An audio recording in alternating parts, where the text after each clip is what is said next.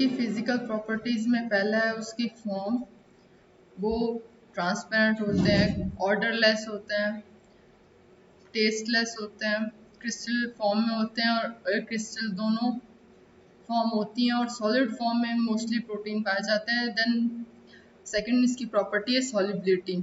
Solubility protein के types पे depend करती है। ज़्यादातर प्रोटीन्स जो है वो वाटर, एसिड और बेस में और समटाइम्स सॉल्ट में सॉल्युबल होते हैं, लेकिन अल्कोहल और इथल में इनसॉल्युबल होते हैं। पीएच जो है वो सॉल्युबिलिटी डिफाइन करती है। आइसोइलेक्ट्रिक पॉइंट पे जो सॉल्युबिलिटी है वो कम होती है, लेकिन एसिडिटी और बेसिसिटी है वो सबसे ज़्यादा होती है। ग्लोबिन प्रोटीन है वो वाटर में इनसॉल्युबल या सेमी सॉल्युबल होता है, लेकिन अगर हमें ग्लोबिन प्रोटीन को पूरी तरीके से सॉल्युबल कराना है एक वाटर सॉल्यूशन में, तो हम उसमें सॉल्ट जैसे कि NaCl डाल के उसकी जो न्यूट्रल एसिड है, यानी कि न्यूट्रल जो सॉल्ट है उसकी हम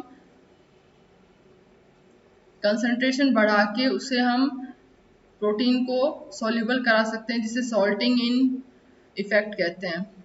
फिर बात करते हैं विस्कोसिटी की। विस्कोसिटी एक प्रोटीन की कंसंट्रेशन पे डिपेंड करती है। अगर 100 मिलीलीटर में अगर 1 मिलीग्राम प्रोटीन है तो उसकी विस्कोसिटी कम होगी एज कंपैरिजन टू अगर एक 100 मिलीलीटर वाटर में 10 ग्राम ऑफ प्रोटीन प्रेजेंट है तो।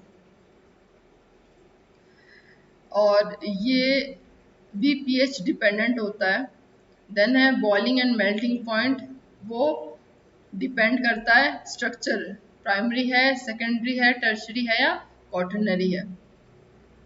उसके बाद है एम्फोटेरिक नेचर। एम्फोटेरिक नेचर का मतलब होता है कि कोई भी एक प्रोटीन पार्ट है उसमें एक जो एलिमेंट है वो सॉल्युबल होगा और जो दूसरा एलिमेंट है वो इनसॉल्युबल होगा। यानी कि एक जो है वो एसिडिक होगा, हो सकता है, और एक है वो बेसिक। वो दोनों तरीके से वो काम करता है, इन्हें हम एम्फोटेरिक प्रोटीन बोलते हैं।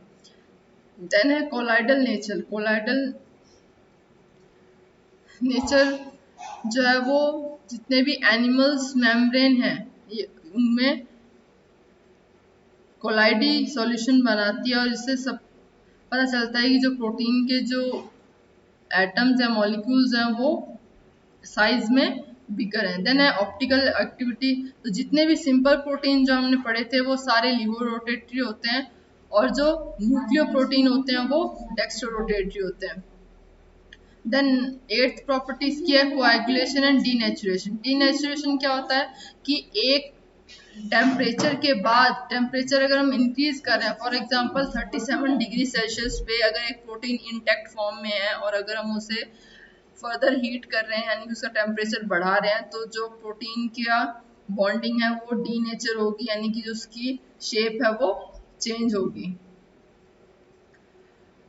और इरिवर्सिबल जो प्रोसेस है वो बताती है कि जो डीनेचुरेशन है वो इरिवर्सिबल है, यानी कि अगर एक बार प्रोटीन का साइज और शेप अगर चेंज हो जाता है तो उसके बाद वापस हम उस प्रोटीन को उसी फॉर्म में नहीं ला सकते। जैसे लाइट है, अल्कोहल है, एसिड है और बेस है, इसमें अलग अलग तरीके से प्रोटीन है वो रिएक्ट करता है। और जैसे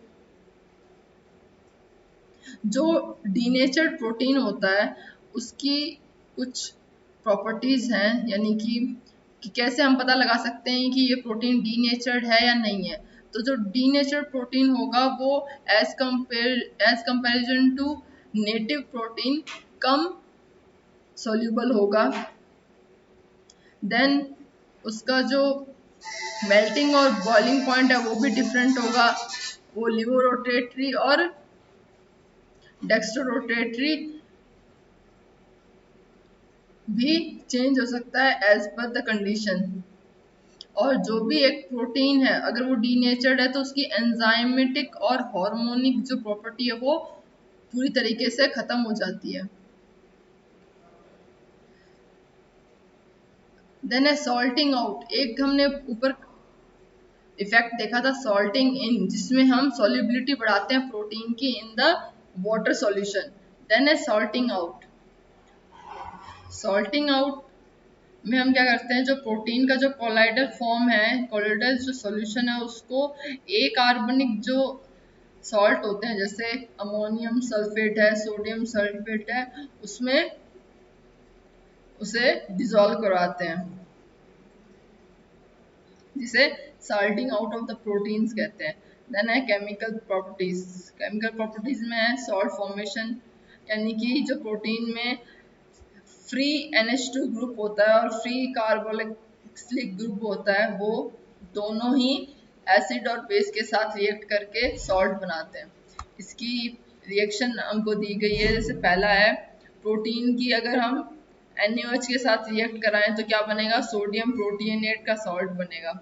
सिमिलरली एसिड के साथ करवाएंगे तो यहाँ पे क्या हुआ, प्रोटीन हाइड्रोजन क्लोराइड बन गया।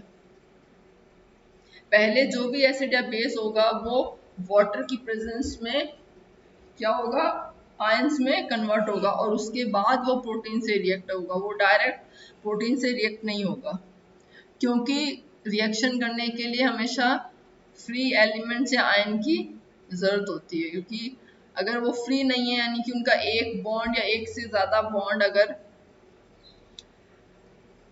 अनबॉन्डेड है तभी वो प्रोटीन या कोई भी ऑर्गेनिक मॉलिक्यूल से रिएक्ट कर पाएगा। और सोडियम ग्लूटामेट का जो मिक्सचर है वो हम फ्लेवरिंग में यूज करते हैं। जितने भी कन्फेक्शनरी आइटम जो भी हम मार्केट में देखते हैं उन सब में जो सोडियम ग्लूटामेट है वो यूज करते हैं। हालांकि ये हेल्थ वाइज सही नहीं है, क्योंकि ये एक प्रोटीन और एसिड या बेस का रिएक्शन होता है, लेकिन इसे मोस्टली फ्लेवरिंग के लिए यूज किया जाता है। देन है हाइड्रोलाइसिस। हाइड्रोलाइसिस यानी कि प्रोटीन में से हम क्या कर रहे हैं, उसको रिड्यूस करा रहे हैं। तो रिड्यूस करने पे हमें पहले प्रोटीन से मेटा प्रोटीन्स मिलेंगे, उसके बाद प्रोटीएज, उसके बाद पेप्टोन, देन पॉलीपेप्टाइड, डाइपेप्टाइड और अमीनो एसिड। यानी कि इसमें से क्या हो रहा है, वाटर एडिशन हो रहा है और एक एक ग्रुप हटता जा रहा है। ऑक्सीडेशन रिएक्शन में क्या होता है, जो प्रोटीन है वो CO2 वाटर और कार्बन मोनोऑक्साइड में और नाइट्रोजन में कन्वर्ट हो जाते हैं।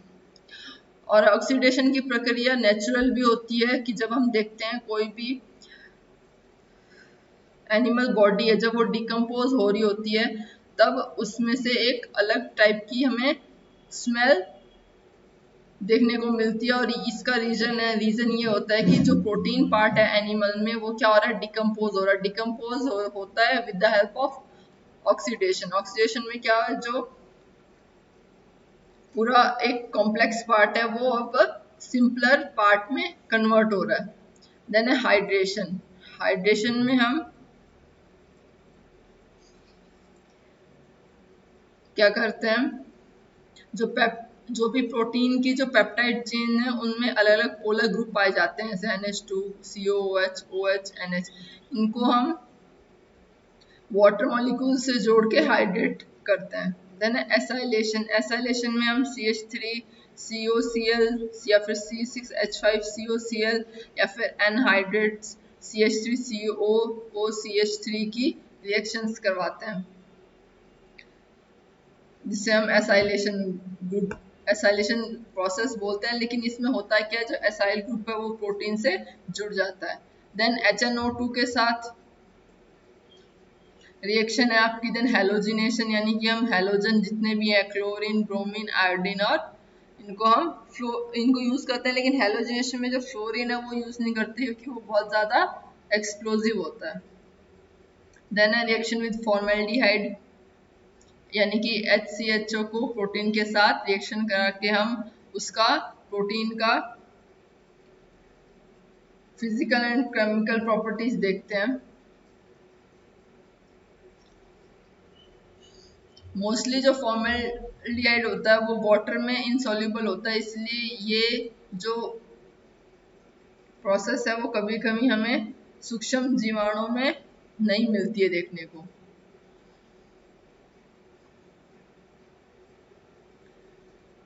यहाँ पे जो प्रोटीन है वो फॉर्मेल्डिहाइड से रिएक्ट होकर बनाया है उसने N monomethyl derivative. Then detection of protein, कि हम प्रोटीन को कैसे डिटेक्ट कर सकते हैं, उसका कैसे उसका पता लगा सकते हैं। पहला इसकी टेक्निक है प्रेसिपिटेशन रिएक्शन। प्रेसिपिटेशन यानी कि हम उसको जब रिएक्ट कराते हैं हैवी मेटल या एल्कलॉइड रिएजेंट्स या फिर कंसंट्रेटेड सॉल्ट सॉल्यूशन के साथ, तो क्या होता है जो प्रोटीन है वो रिएक्ट होके एक वेसल या फ्लास्क के बेस पे आके इकट्ठा हो जाता है, जिसे हम प्रेसिपिटेट बोलते हैं।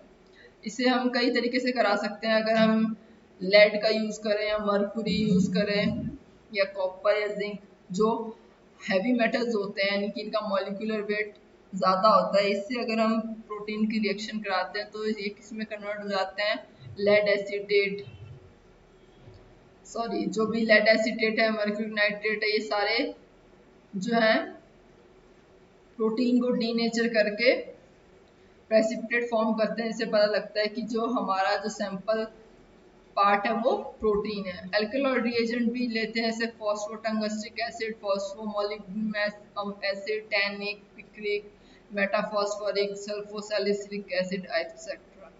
देन कंसंट्रेटेड सॉल्ट सॉल्यूशन हो गए हमारे अमोनियम सल्फेट, सोडियम सल्फेट और मैग्नीशियम सल्फेट। देन है कोएगुलेशन रिएक्शन। पहला हमारा था प्रेसिपिटेशन, हम किन किन तरीकों से कर सकते हैं, 3 तरीके थे, सॉल्ट, एल्कलॉइड और हैवी मेटल। देन सेकंड है कि कोएगुलेशन रिएक्शन से हम कैसे पता लगा सकते हैं कि हमारा जो डिजायर्ड कंपाउंड है वो प्रोटीन है।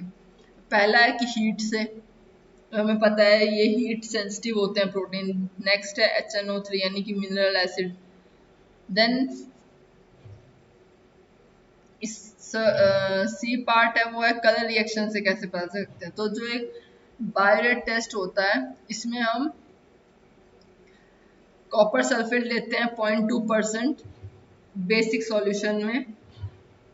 तो वो बायोरेट क्या करता है, जो प्रोटीन में कार्बोनिल और अमोनियम ग्रुप जो पाया जाता है उसके साथ रिएक्ट करके रेड और या फिर रेडिश वॉयलेट कलर देता है, जिससे पता चलता है कि वो प्रोटीन पार्ट है। ज़ेंथोफोरिक टेस्ट, ये सारे टेस्ट आपके लैब में भी किए जा सकते हैं। कि हमें सिर्फ एक इनऑर्गेनिक केमिकल चाहिए जिससे हम on the basis of change of colour हम पता लगा सकते हैं कि ये प्रोटीन है या नहीं है। देन ज़ेंथोप्रोटिक टेस्ट में हम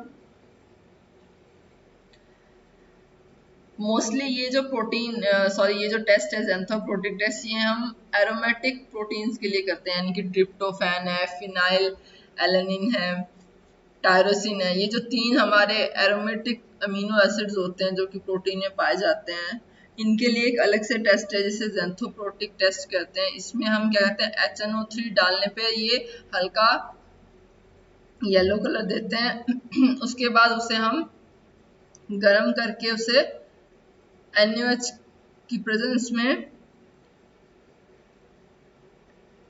देखते हैं तो ये रेडिश ब्राउन कलर देता है। और देन है निनहाइड्रीन टेस्ट। इसमें हम निनहाइड्रीन यूज करते हैं केमिकल और ये ब्लू कलर देता है। मॉलिश टेस्ट भी ऐसा ही है। और ये टेस्ट है वो ज़्यादातर ग्लाइकोप्रोटीन के लिए यूज़ करते हैं। इसके अंदर H2SO4 यूज़ करते हैं और अल्कोहल में अल्फा नेफ्थॉल यूज़ करते हैं, और दोनों को मिलाने पे लाल बैंगनी रंग का एक रिंग स्ट्रक्चर हमें ऊपर की तरफ दिखता है। मिलन्स टेस्ट करते हैं जिसमें व्हाइट कलर का हमें अब शेप मिलता है, जिसे हम बाद में HCl डालकर बॉईल करने पे ये कलर जो व्हाइट था ये रेड में कन्वर्ट हो जाता है। फिर आयोडीन टेस्ट आता है जो कि येलो कलर देता है, लेड एसीटेट है वो ब्लैक कलर देता है, और सिमिलरली जो नाइट्रोप्रोसाइड टेस्ट है उसमें भी रेड कलर आता है। हिलर्स टेस्ट में HNO2 डालते हैं और फिर उसको हम सॉल्यूशन को थोड़ा गर्म करने पे वाइट कलर मिलता है। लीबरमैन्स टेस्ट है, ये जितने भी आपके 10 टेस्ट हैं ये टोटल बताए हुए हैं, इनमें से 5 आपको एज अ एग्जाम्पल लिखना है किसमें, कोएगुलेशन रिएक्शन में। देन है हिलर्स टेस्ट, ये हो गया आपका। देन उसके बाद डिटर्मिनेशन ऑफ प्रोटीन, यानी कि कैसे हम डिटरमाइन कर रहे हैं, उसमें हम यूज करते हैं टेक्निक्स। पहला है ऑप्टिकल डेंसिटी पता करना। देन उसके बाद है जेल्डल, यानी कि इसमें हम जो निर्धारित नाइट्रोजन है उसके प्रतिशत को हम 6.25 टाइम्स इंक्रीज कर देते हैं। देन रिफ्रैक्टिव इंडेक्स निकालना। रिफ्रैक्टिव इंडेक्स क्या होता है, यानी कि अगर हम जब प्रोटीन में से लाइट पास कर रहे हैं और कितना जो रिफ्लेक्टिव जो रे है वो कितनी बेंड हो रही है वो हम डिटेक्ट करते हैं एक यूनिफॉर्म एनवायरनमेंट में, यानी कि जो इंसिडेंट रे है और जो रिफ्रैक्टेड रे है वो दोनों एक ही प्लेन में होती है, तब हम रिफ्रैक्टिव इंडेक्स पता करते हैं। देन है कलरीमेट्रिक मेथड, इसमें हम बायोरेट यूज करते हैं। देन है टर्बिडिटी। टर्बिडिटी का मतलब है जो हमारा प्लेन सॉल्यूशन है, क्लियर सॉल्यूशन है, यानी कि हम उस सॉल्यूशन के आर पार देख सकते हैं, उसको हम किस में कन्वर्ट करें, एक वाइटिश कोएगुलेटेड सॉल्यूशन में, जिसके बाद हम आर पार नहीं दे सकते, उसे टर्बिडिटी बोलते हैं। तो ये मोस्टली जो एसिटिक एसिड है वो देते हैं। फिर उसके बाद अल्ट्रावायलेट एब्जॉर्प्शन स्पेक्ट्रोग्राफी हम करते हैं, जो कि हमें पता है कि 682 700 जो अल्ट्रावायलेट रेज है वो स्पेक्ट्रोमीटर में ये रीडिंग देते हैं प्रोटीन्स जितने भी है। देन स्ट्रक्चर ऑफ प्रोटीन्स है। स्ट्रक्चर ऑफ प्रोटीन डिपेंड करता है फॉर्मेशन ऑफ बॉन्ड्स पे, कि कौन कौन से बॉन्ड्स प्रेजेंट है। तो पहला आता है कि उसका साइज क्या है, यानी कि जो एटम है उसका साइज क्या है। देन अमीनो एसिड की उनका नेचर क्या है या उनका रेशियो क्या है। उसके बाद बात करेंगे प्राथमिक संरचना या फिर प्राइमरी स्ट्रक्चर की। देन हमारा सेकेंडरी, टर्शरी और क्वाटरनरी। मॉलिक्यूलर साइज है वो ज़्यादातर मैक्रो मॉलिक्यूल होते हैं और इसका साइज ज़्यादातर प्रोटीन का ज़्यादा होता है। और टर्शरी और अगर क्वाटरनरी स्ट्रक्चर की बात करें तो वो ज़्यादातर जल अपघटन से मिलते हैं, क्योंकि ये नेचुरली नहीं प्रेजेंट होते हैं। ये on the basis of function के आधार पे ये कन्वर्ट होते हैं alpha to beta, beta to tertiary and tertiary to quaternary. HNO3 के रिएक्शन के साथ हमें पता है कि जो प्रोटीन है वो बहुत कम NO2 देता है, और जिससे ये भी पता चलता है कि इसमें प्रोटीन में फ्री नाइट्रोजन ग्रुप प्रेजेंट होता है। देन बायोरिएट रिएक्शन और NaHCO3 के साथ ये रिएक्शन नहीं देता है, तो इससे ये पता चलता है कि इसमें फ्री कार्बोक्सिलिक ग्रुप जो है वो प्रेजेंट नहीं है। ये कई टेस्ट हैं जो कि आपके प्रोटीन के कैरेक्टरिस्टिक बताता है। उसके बाद इसमें 3 तरीके के बॉन्ड होते हैं प्राइमरी स्ट्रक्चर में। पहला होता है साई, दूसरा होता है फाई और तीसरा होता है काई। यानी कि 3 बॉन्ड है, जो कि पहला है वो नाइट्रोजन और कार्बन के बीच, देन कार्बन कार्बन और कार्बन नाइट्रोजन के बीच। तो जो कार्बन और नाइट्रोजन के बीच का जो बॉन्ड होता है वो पेप्टाइड बॉन्ड कहलाता है। एक तरफ होता है एन टर्मिनल और एक तरफ होता है सी टर्मिनल। सी टर्मिनल यानी कि जिस तरफ कार्बोक्सिलिक ग्रुप प्रेजेंट है, और एन टर्मिनल जिसकी तरफ नाइट्रोजन ग्रुप प्रेजेंट होता है। जैसे histidine, glutamine, threonine, alanine, lysine, phenyl alanine, valine, histidine, ये अगर एक सिंगल प्लेन में प्रेजेंट है तो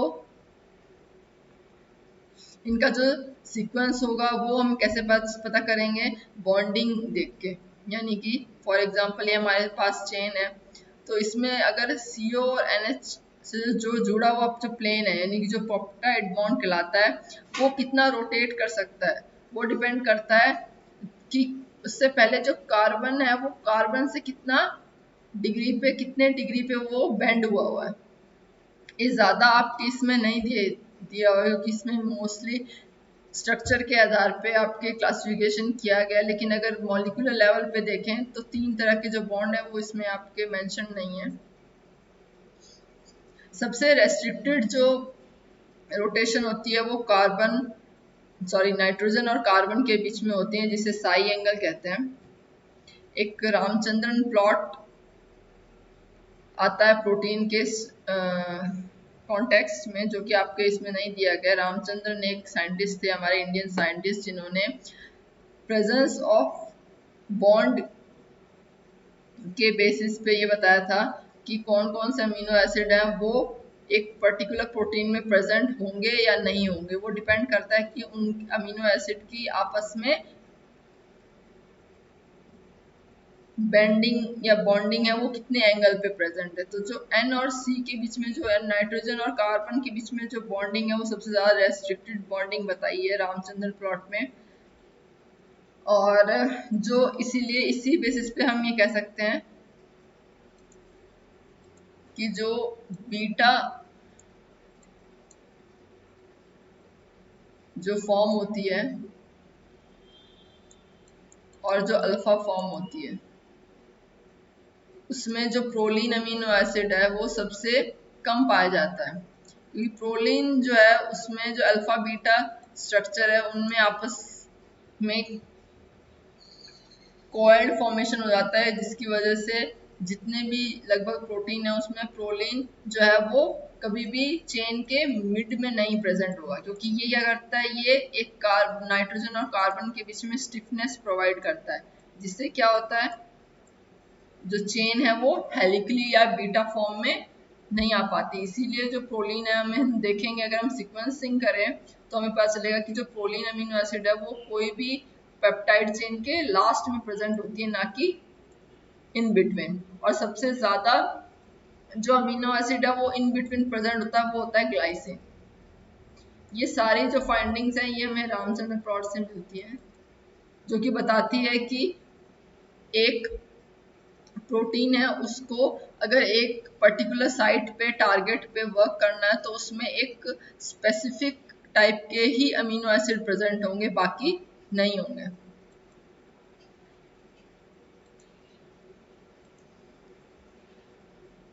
उसके बाद हमारा है ट्विस्टिंग ऑफ चेन और secondary structure of formation of helix.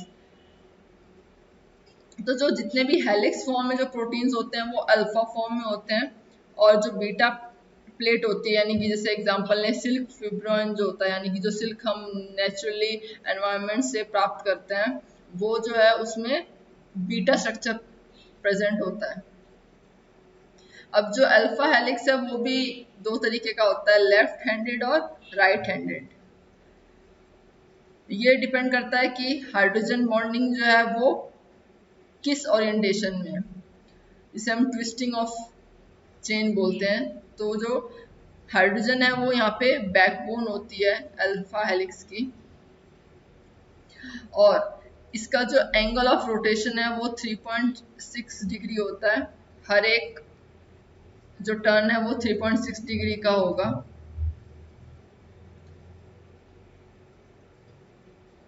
Then आपके आता है बीटा कन्फर्मेशन। अल्फा के बाद बीटा कन्फर्मेशन में क्या होता है, जो हाइड्रोजन और ऑक्सीजन है, दो प्रोटीन चेन की, वो आमने सामने बॉन्ड बनाती है।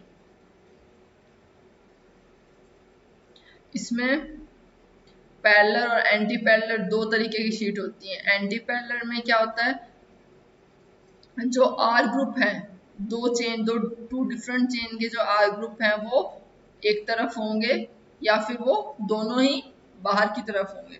लेकिन पैरेलल में क्या होगा, अगर एक चेन में आर ग्रुप लेफ्ट साइड में है तो दूसरे भी लेफ्ट साइड में होंगे, जबकि एंटी पैरेलल में उल्टा होता है। उसमें अगर दो डिफरेंट चेन के आर ग्रुप बाहर हैं तो बाहर होंगे, अगर वो अंदर है तो दोनों के ही अंदर की तरफ प्रेजेंट होंगे। देन है टर्शरी स्ट्रक्चर। टर्शरी स्ट्रक्चर जो है वो अल्फा और बीटा से मिलके बनता है। इसे हम एक्सरे से पता लगाते हैं कि बॉन्डिंग है वो कैसे हुई है। और टर्शरी स्ट्रक्चर में एक और एडिशन जो बॉन्ड है वो प्रेजेंट होता है, जिसे बोलते हैं सल्फाइड बॉन्ड, यानी कि डाइसल्फाइड, यानी कि दो जो सल्फर ग्रुप हैं वो आपस में बॉन्ड कर बनाते हैं, लेकिन वो होते हैं डिफरेंट चेन्स के। यानी कि दो हमारे पास अगर अमीनो एसिड्स की चेन है, से ए एंड बी, तो उसमें डिफरेंट जो सल्फाइड ग्रुप होगा वो हर एक सल्फर ग्रुप जो है वो डिफरेंट चेन का होगा। तो जो ये डाइसल्फाइड बॉन्ड है ये पूरा 360 डिग्री टर्न पे प्रोटीन को मॉडिफाई करती है। यानी कि जो हमारा पहला अल्फा था वो क्या था, हेलिकल था, बीटा प्लेटेड शीट्स थी, वो ओनली टू प्लेन्स में थी। लेकिन जो हमारा टर्शरी और क्वार्टरनरी स्ट्रक्चर है ये थ्री प्लेन्स में होता है। यानी कि थ्री प्लेन कौन कौन से होते हैं हमारे, एक्स, वाई और जेड। एक्स हो गया हमारा हॉरिजॉन्टल, वाई हो गया वर्टिकल और जेड जो हो गया वो क्या है, हाइट। यानी कि एक्स को अगर हम लेंथ मान रहे हैं, वाई को अगर हम ब्रेथ मान रहे हैं, तो जो जेड होगा वो कौन सा होगा, हाइट होगा। तो यानी कि पूरा 3 डिग्री यानी कि थ्री प्लेन्स हैं वो हमें टर्शरी स्ट्रक्चर में मिलते हैं। अब जो फंक्शनल होते हैं वो ज्यादातर टर्शरी और क्वार्टनरी होते हैं। यानी कि जितने भी फंक्शनल प्रोटीन है वो क्या होंगे, ग्लोबुलर प्रोटीन होंगे, जो कि बहुत डिफरेंट टाइप्स ऑफ बॉन्ड से बाइंड हो गए। इसमें आयनिक बॉन्ड होते हैं, हाइड्रोजन और डाइसल्फाइड बॉन्ड। इसका एग्जांपल है मायोग्लोबिन।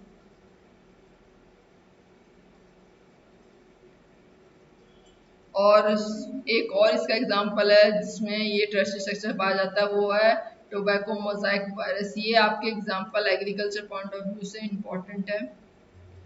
और क्वार्टरनरी में हीमोग्लोबिन है, फॉस्फोरिलेज है, लैक्टिक डिहाइड्रोजनेज है, ये जितने भी एंजाइम है ये हमारे क्वार्टरनरी में होते हैं। क्वार्टरनरी में क्या होता है, जो different type of tertiary structure है वो आपस में मिलके क्वार्टरनरी स्ट्रक्चर बनाते हैं। यानी कि क्वार्टरनरी मतलब चार, यानी कि चार ऐसी यूनिट जो मिलके मिलती है नॉन कोवलेंट बॉन्ड से। उनमें क्या होता है, पॉलीमराइजेशन, बहुलीकरण का मतलब है एक ही यूनिट है वो बार बार रिपीट होके अलग अलग ओरिएंटेशन में क्या कर रही है, क्वार्टरनरी स्ट्रक्चर बना रही है। देन है इसकी प्रोटीन की इम्पोर्टेंस। हमें पता है प्रोटीन एज अ इम्यूनोजन यानी कि एंटीबॉडीज में काम आते हैं।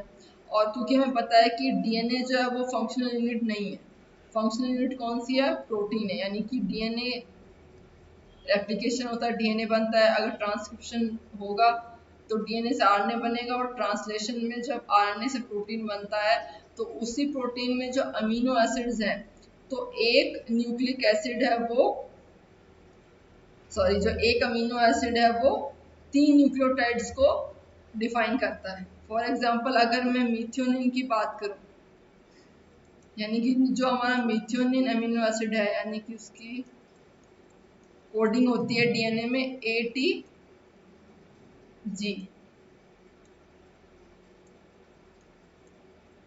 ये क्या है, मिथ्योनिन है। सिमिलरली फिनाइल एनालाइन हो गया, आइसोल्यूसिन, जितने भी हमारे 20 टाइप्स ऑफ अमीनो एसिड होते हैं वो क्या करते हैं, अलग अलग कॉम्बिनेशन में आके कोडोन्स डिफाइन करते हैं। और यही जो अमीनो एसिड्स हैं ये डिफरेंट टाइप ऑफ एक्टिविटीज में इन्वॉल्व होते हैं। तो पहला इसका हो गया एंटीबॉडीज, दूसरा जीन, यानी कि जो भी हमारा डीएनए या जीन पार्ट है वो क्या हो रहा है, एक जनरेशन से दूसरी जनरेशन में वाया प्रोटीन क्या हो रहा है, ट्रांसफर हो रहा है। क्योंकि अगर प्रोटीन नहीं होगा तो भी जो प्रोटीन है वही एक स्ट्रक्चर और फंक्शनल यूनिट बनाता है, और वही फंक्शन है वो डिफाइन करता है एक जीन पेडिग्री को। उसके बाद हमारा ग्रोथ में प्रोटीन बहुत ज़रूरी है। उसके बाद अगर इंडस्ट्रियल इम्पोर्टेंस देखें, यानी कि जितने भी हमारे जो फूड इंडस्ट्री है उस सब में प्रोटीन की इम्पोर्टेंस है। जैसे इसमें जिलेटिन, जो भी कैप्सूल, यानी कि जितने भी हम मेडिसिनल जो कैप्सूल होते हैं उनका जो आउटर कोट होता है वो भी प्रोटीनेशियस होता है। उसके बाद आर्टिफिशियल जो ऊन होती है, और आजकल एक और फूड इंडस्ट्री में यूज़ होता है जिसे बोलते हैं SCP, सिंगल सेल प्रोटीन, जो कि हमारे कई रिसर्च में भी, एग्रीकल्चर रिसर्च में भी सिंगल सेल प्रोटीन है वो काफ़ी यूज़ किया जा रहा है। देन कन्फेक्शनरी और डाइटरी जो प्रोडक्ट्स हैं उसमें भी प्रोटीन यूज़ करते हैं, और जो यीस्ट के जो एंजाइम हैं जो कि प्रोटीनेशियस हैं उन सबको हम फर्मेंटेशन टेक्नोलॉजी में यूज़ करते हैं उन प्रोटीन्स को।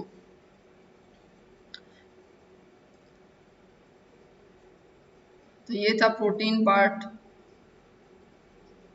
इसमें आपके नंबरिंग दी गई है कि कैसे हम एक अमीनो एसिड को कोडोन्स के फॉर्म में पढ़ते हैं।